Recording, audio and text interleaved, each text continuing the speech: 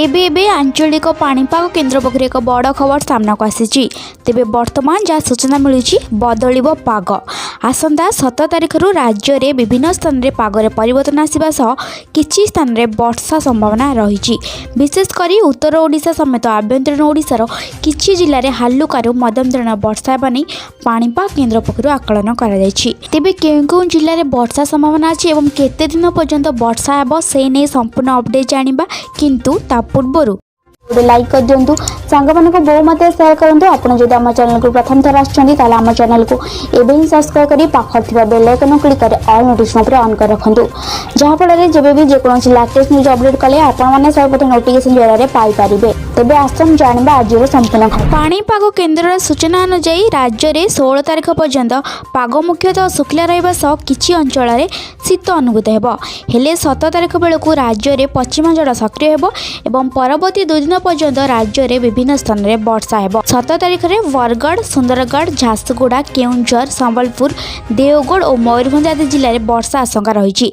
सेहीपरि 8 तारिख में सुंदरगढ़, केउंझर, देवगढ़, मयूरभंज, अनुगुल, ढेंकानाल, जाजपुर, बालेश्वर और भद्रक में वर्षा आशंका रही।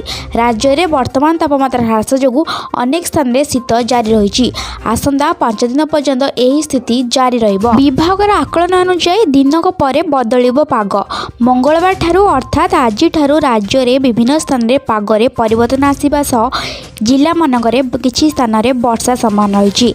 विशेषकर राज्यर उत्तर ओडिशा समेत आभ्यंतरीण ओडिशार किछि जिले में हालुकारु मध्यम धरणर वर्षा संभावना रही। पाणीपाग केन्द्र पक्षर वर्षा हेबा नहीं आकलन कराଯାଇଛି। पाणीपाग विभाग केन्द्र सूचना अनुसार राज्य में गतकाली पर्यंत पाग मुख्यतः शुखला रही। किछि अंचल में शीत अनुभूत हेबो बोली कुहाଯାଇଥିଲା।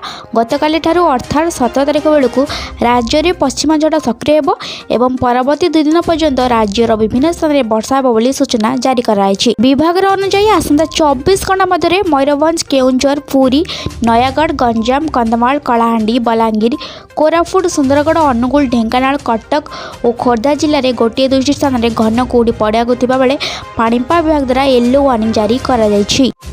पाणीपाग टेक्निक खबर जानापी आम चैनल सहित सब जोड़ी रुहतु। आम चैनल को एवं सब्सक्राइब कर पाखर बेल आइकन क्लिक कर ऑल नोटिफिकेशन ऑन कर रखुँ।